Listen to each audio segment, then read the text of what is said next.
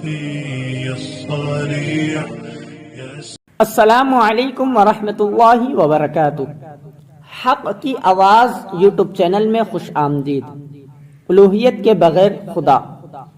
حضرت ابراہیم علیہ السلام ایک بار اپنے والدہ کے پاس آئے اور پوچھا، اماں جان، مجھے زندگی بخشنے والا اور میری پرورش کرنے والا کون ہے؟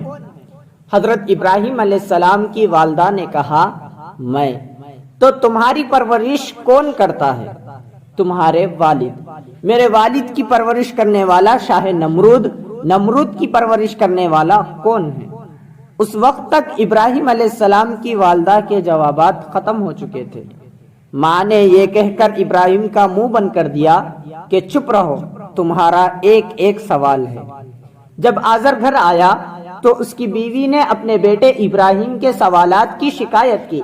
جب باپ نے بیٹے کو بلایا اور اس سے سوال کیا تو ابراہیم علیہ السلام نے اعتراف کیا کہ اس نے ماں سے کچھ سوالات کیے تھے۔ آزر نے اپنے بیٹے کو مارا اور خبردار کیا کہ وہ دوبارہ ایسے سوالات نہ کرے۔ یہ وہ زمانہ تھا جب بت پرستی کے ساتھ ساتھ سورج، چاند اور ستاروں کو دیوتاؤں کے طور پر پوجا جاتا تھا۔ لوگوں کا خیال تھا کہ کائنات کو کنٹرول کرنے میں ان کا کردار ہے۔ ابراہیم علیہ السلام بڑے ہو رہے تھے۔ نوعمری میں بھی وہ بت پرستی کے خلاف بہادری کے ساتھ کھڑے رہے۔ اپنے والد کی طرف سے دھمکیاں اور اپنے ساتھیوں کی طرف سے بائیکاٹ حضرت ابراہیم علیہ السلام کو اپنے موقف سے پیچھے ہٹا نہ سکا۔ انہوں نے محسوس کیا کہ اس دنیا اور اس دنیا میں موجود تمام چیزوں کا ایک ہی خالق ہے، وہی ہے جس نے انسان کو بھی پیدا کیا۔ ان کا ذہن صرف اس رب کی عبادت کرنا چاہتا تھا جس نے دنیا کو بنایا۔ وہ خدا ہے، وہی اللہ ہے۔ فطری مظاہر کا مشاہدہ کرنے اور ان کے بارے میں سوچنے سے ابراہیم علیہ السلام نے محسوس کیا کہ صرف ایک قوت جو خود کو برقرار رکھتی ہے، اسے دوسروں پر انحصار ہونے کی ضرورت نہیں ہے اور دوسرے اس پہ منحصر ہو سکتے ہیں۔ وہی خدا اور خالق ہونے کے مستحق ہے۔ نوجوان ابراہیم علیہ السلام نے ایک بار اپنی برادری کو سچائی پہنچانے کا ارادہ کیا۔ قرآن کریم اس واقعے کی طرف اشارہ کرتا ہے۔ پھر جب رات کی تاریکی ان پر چھا گئی تو انہوں نے ایک ستارہ دیکھا۔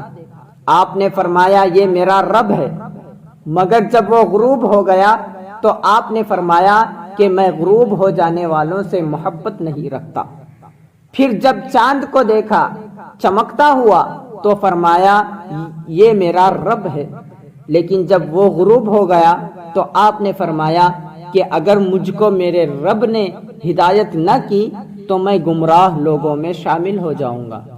پھر جب آفتاب کو دیکھا چمکتا ہوا تو فرمایا کہ شاید یہ میرا رب ہو سکتا ہے، یہ تو سب سے بڑا ہے۔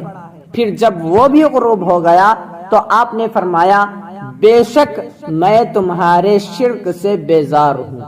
میں اپنا رخ اس کی طرف کرتا ہوں جس نے آسمانوں اور زمین کو پیدا کیا یکسو ہو کر، اور میں شرک کرنے والوں میں سے ہرگز نہیں ہوں۔ الانعام۔ اللہ تعالیٰ نے ابراہیم علیہ السلام کو نبی بنایا۔ حضرت ابراہیم علیہ السلام نے سب سے پہلے اپنے والد کو راہ حق کی دعوت دی۔ جب اس نے اپنے باپ سے کہا کہ اے میرے ابا جان، آپ اس کی عبادت کیوں کرتے ہیں جو نہ سنتا ہے اور نہ دیکھتا ہے اور نہ آپ کے کچھ بھی کام آ سکتا ہے؟ اے میرے ابا جان، بلا شبہ میرے پاس یقیناً وہ علم آیا ہے جو آپ کے پاس نہیں آیا، چنانچہ آپ میرے پیچھے چلے، میں آپ کو سیدھے راستے پہ لے جاؤں گا۔ سورہ مریم۔ حضرت ابراہیم علیہ السلام نے اپنے والد کو توحید، رسالت اور آخرت کے تصورات بڑے احترام اور محبت کے ساتھ سکھائے، لیکن آزر نے بڑے غصے کے ساتھ حضرت ابراہیم علیہ السلام کی مخالفت کی۔ باپ نے کہا، اے ابراہیم، کیا تم میرے معبودوں سے بے رغبتی کرنے والے ہو؟ یقیناً تم اگر باز نہ آئے تو میں ضرور تمہیں سنسار کر دوں گا اور تم مجھے چھوڑ دو کہ تم صحیح سالم حال میں ہو۔ سورہ مریم۔